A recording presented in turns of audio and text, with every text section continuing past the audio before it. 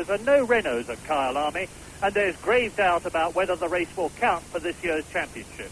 But it's a Grand Prix for sure, with 19 cars from the teams allied to the Formula One Constructors Association, here to do battle on the superb 2.5-mile circuit at an altitude of 6,000 feet.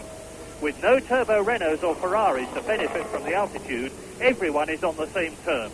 But at the end of what was effectively a one-session practice due to rain, the 1980 top men are still the fastest. Nelson Piquet's in pole position, a mere 1/25th of a second faster than Carlos Reutemann, who was nearly strangled to death by catch fencing wire when he went off in practice. Row 2, world champion Alan Jones, and that's no surprise. But up there with him, Keke Rosberg in the new Fittipaldi. Row 3, Elio De Angelis and Riccardo Patrese. But in a superb 8th place on the grid, the top British driver, Nigel Mansell. Desiree Wilson, the South African woman driver, has qualified, and so too have John Watson, Derek Daly and Jeff Lees, albeit right at the back. 77 laps, 196 miles, and René Arnoux' 1980 Renault lap record of 125.5 miles an hour to aim for. And they are getting away now for one warm-up lap before they go round, come up to the grid.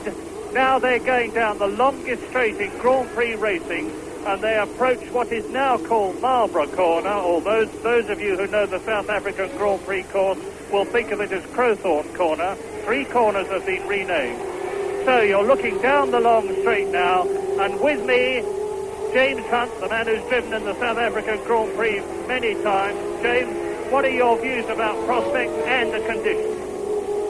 Well, hopefully it could be quite an exciting race, because the track may well dry out. The weather has been improving here. The sun is now trying to peek through. We've got it stopped raining a couple of hours ago, and then we had a little shower as the cars were sitting on the grid.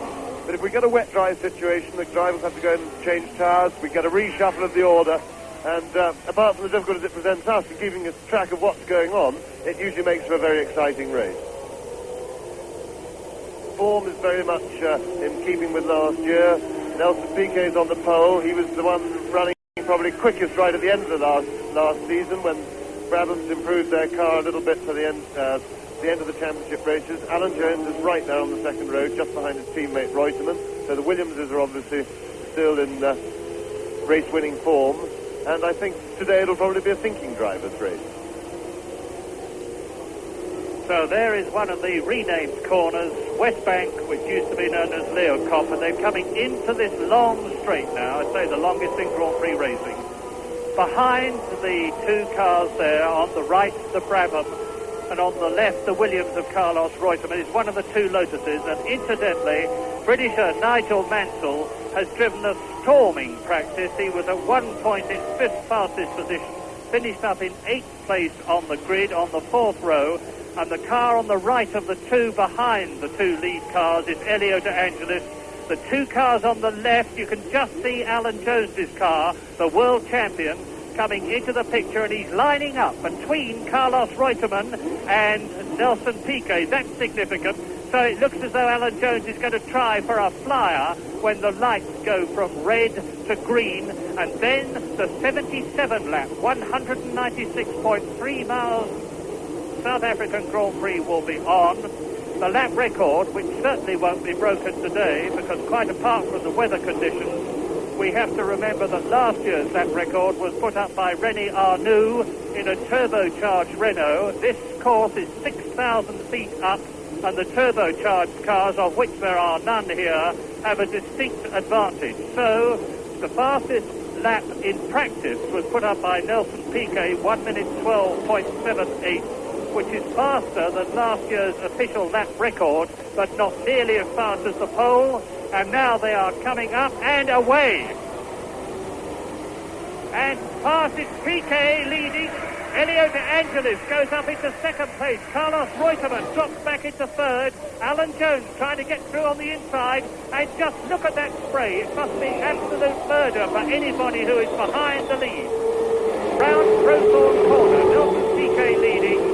This is a 3rd year point now. Piquet streaking away towards Barbecue Bend. Look at the lead that he's got. It's Elio De Angelis in second place, and in third place it's Jan Lammers, the Dutch driver in the ATS. Piquet. There is De Angelis. There is Jan Lammers. Well up there is Carlos Reutemann. Behind Reutemann is Ricardo Zunino, the Argentine driver in the second Brabham, because Hector Ribac, the Mexican driver, has got hepatitis and is not starting. That is the leader. That is Piquet, young Nelson Piquet, number 5, 28 years old. He's round now towards the S's. He's past Ford corner, and Lammers is challenging De Angelis as they go into the S's. Now up to West Bank. And of course, De Angelis and Lammers will be tending to slow each other up as they're fighting for that second position and giving Nelson Piquet a chance to break away. James. Yes, great start by Nelson Piquet, Murray. Did everything right. He's got a lovely situation going on behind him with the other guys having a bit of a set to, fighting it out. Brilliant start by Lammers. He's come from 9th on the grid right up into 3rd place. He's a very good wet weather driver. He's got terrific car control, a lot of talent. These conditions, so long as they persist, should definitely suit Lammers. We'll be watching with interest to see if John Watson can make some impression from a lowly grid position, because in this morning's wet practice session, Watson was very quick indeed. In fact, while he was running, he was the quickest car. Lammers having a go there, and up, and Lammers and De Angelis are touched.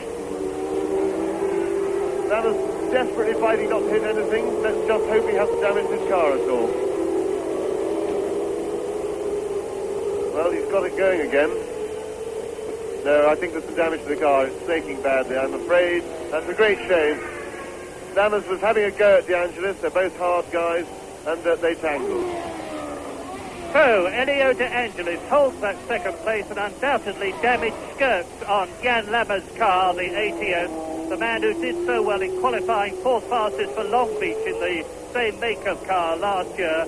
He's effectively out of the race because a lot of people passed him, and that's Ford Corner. That's the new corner that's been renamed, was Clubhouse Corner, and you can see how slippery it is, and you can see too the Carlos Reutemann in the second of the 2 Williams cars, Alan Jones, the world champion, behind him. And as they come up to complete the second lap, I'll give you them as they go past our commentary positions. But it is Nelson Piquet well away now. Piquet leading at the end of lap 2 out of 77. And there is the Brazilian World Championship second place last year. Over the line goes Piquet in the lead at the end of lap 2. Then in second position behind Piquet as he goes down into Marlborough Corner, a long lead. It's De Angelis. Reutemann is third. Nigel Mansell is in 4th position. The Englishman, Nigel Mansell, is in 4th position, and you can just see him in that ball of spray behind Reutemann's car. There is Mansell. Behind Mansell is John Watson. Behind John Watson is Alan Jones, well down. Then Ricardo Zunino. There goes the Brabham round the bend. And now the sun is coming out, and I am looking hard down at the circuit to see whether the rain has stopped. I'm looking at the surface of a puddle, but you can see that Piquet is throwing up spray, the car drifting sideways as he goes round that left-hander, and now into Clubhouse, into Ford Corner again, up towards the S's, a very tricky section. Now, but let's hope that we'll see the second place battle, because it's developing into something as Piquet goes up to the S's, 3rd gear this is, well over 10,000 revs, and that's about 128 miles an hour. Now he's going up towards West Bank Corner and up towards the kink into the straight in 5th gear, and it is 165 miles an hour along the fastest part of this course. Nelson Piquet leading, and this is the end of lap 3 out of 77, and it rather looks already as though the Brazilian has got the race in his pocket, because just look at that gap. Nelson Piquet with almost the length of the straight as the second man bursts into sight, and it is 22-year-old Elio De Angelis from Rome. Reutemann is still third, Mansell 4th, John Watson 5th, Alan Jones is 6th. Derek Daly has come up right through the field in the march. Derek Daly in the John McDonald and Robin Hearn march is up into 7th place, and there was the Irishman. You just saw him going round the corner. We're looking at De Angelis in 2nd place. A wonderful start to the season for Nelson Piquet. He's really showing terrific form at the moment. He's built up a huge lead, considering they've only done 3.5 laps already, and he's not letting up for one moment. He's really trying. You can see him throwing the car about, sliding all over the place. Marvellous stuff for him. But there is the Angelus, second place. This young Italian who's taken over the Lotus team leader role with the defection, as it were, of Mario Andretti, who has gone to Alfa Romeo. Look at the battle for third. That's Mansell challenging Carlos Reutemann, and Mansell is through. Lotus is second and third, and Nigel Mansell is through into third position in only his second Grand Prix that he looks like finishing. He's driven in some other Grand Prix, and now that's John Watson, a good wet weather driver. John Watson is up into fourth position and challenging Mansell as they come through to complete lap 4.